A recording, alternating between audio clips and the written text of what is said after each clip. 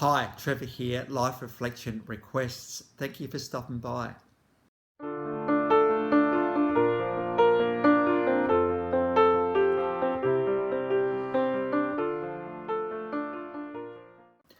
Well, I trust you enjoyed my last video on Amitri and through their song Nothing Ever Happens.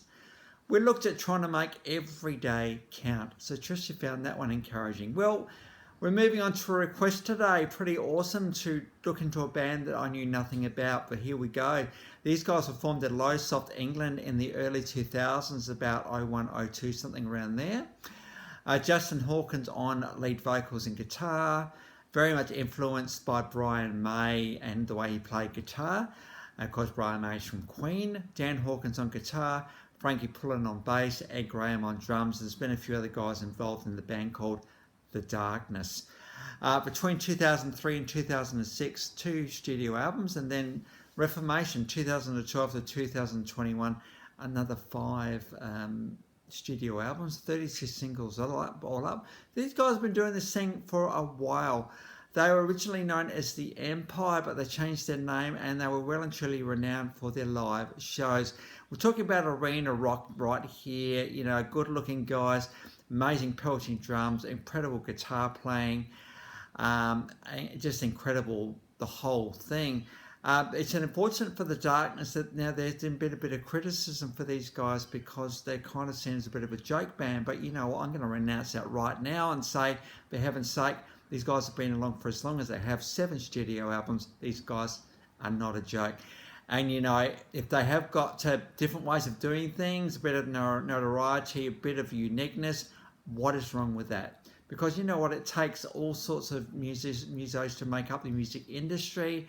If we're all a bit the same, it would be a bit boring. So we do need characters in the industry, and I reckon The Darkness well and truly are that.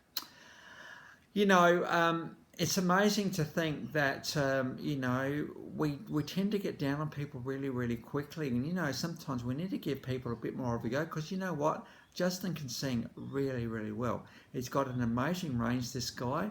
And to be able to pull off what these guys pull off on stage, it's pretty amazing.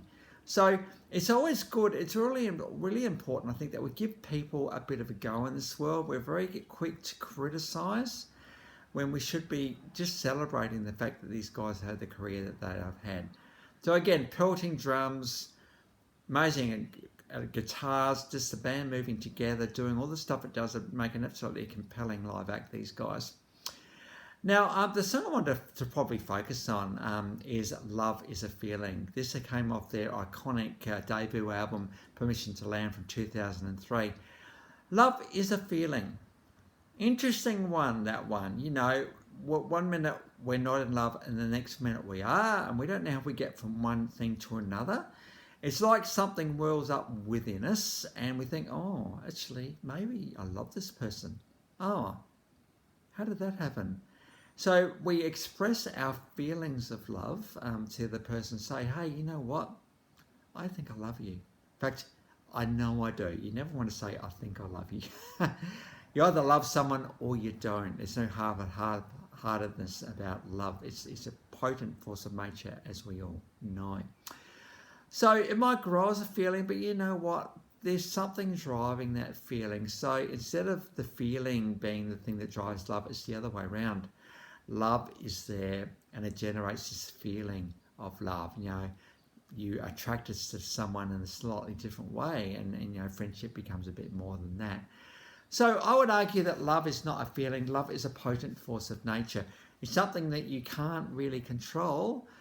We try to, but you know what? It gets us to do all sorts of things, gets us to hold on when there's no hope. It gets a love of a parent hanging out for its child to come home.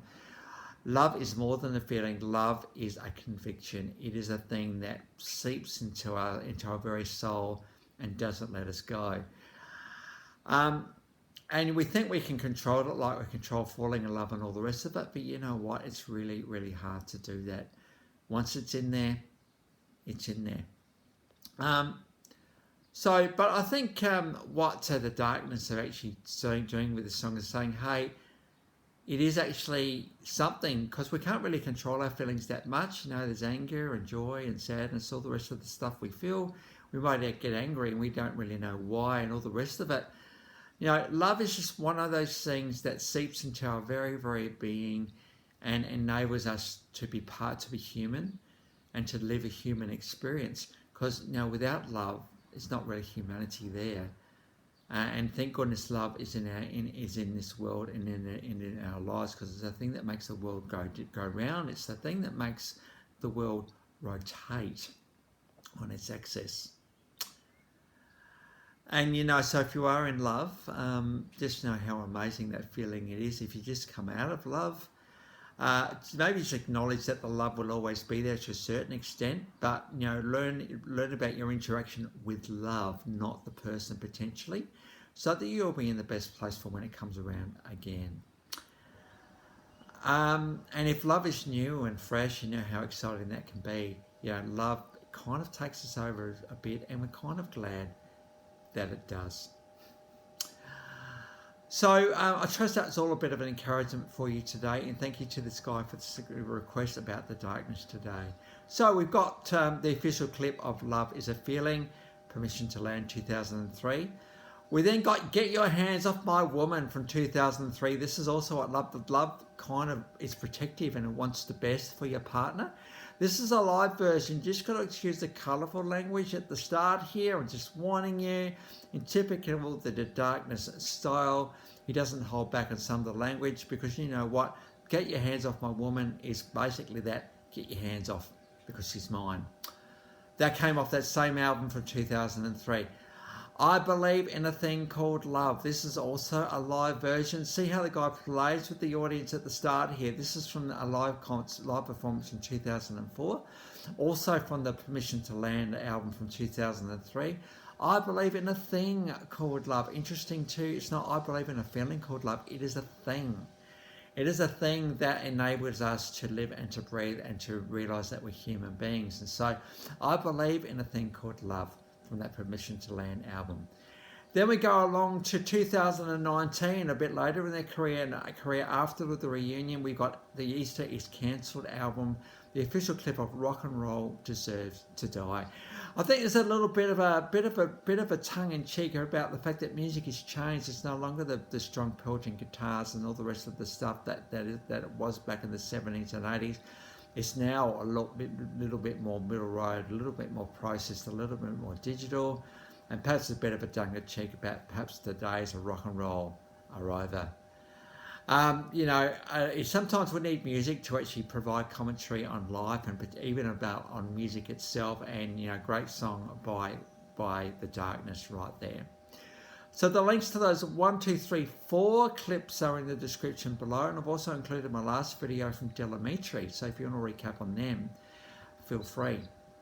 Well, as you can see, we aren't scared to do any request, even if I haven't heard of this band. I've come to appreciate The Darkness in a new light today. Look at some of these clips. There's elements of progressive rock in here, because they're pretty heavy, these guys. And they're not scared to really pelt it out on stage. And just watch the audience and how much they're getting into these guys' performances. So electrifying on stage. So that's it for today. If you've come back for another one, or this is your first time to Live Reflections through Music, thank you for everyone for coming around and hanging around to the end. So that's it for today. Next time, and I just realised when I did Dolly Parton a little while back, I hadn't done Emmylou Harris. So that's where we're going next time. So until then, I'll catch you around. Bye for now.